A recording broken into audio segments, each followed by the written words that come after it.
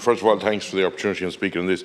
Ireland has signed up to, under different protocols, to basically take in a certain amount of refugees every year, and we are doing that. And I think, in fairness to the Irish people, when the Ukraine war broke, they opened their doors everywhere, which has been pointed out by Deputy Tobin. The Red Cross made a hymns, to be quite frank about it, because they weren't used. But we need to talk about certain things and be open and frank about it in relation to 13,000 people homeless here in this country at the moment. Why didn't we 4 or 5 years ago decide to build modular homes for them and try and help them in some way? In relation to, and I know it has decreased at the moment, if I go to any part of the world at the moment, I am not allowed to go in without a passport. And there's no ifs or buts about that. And we need to make sure that we put an onus back. We need a solution to that. It's not the person's fault. I'm not blaming the person that's come, because a lot of these people are very vulnerable. But what do we do? What's the solution?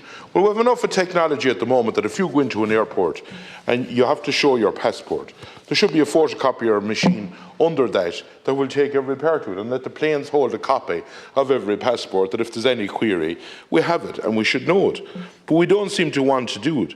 And whether people like this or not, the Irish people open their doors. The Irish people are they've seen a lot of this down through the years themselves.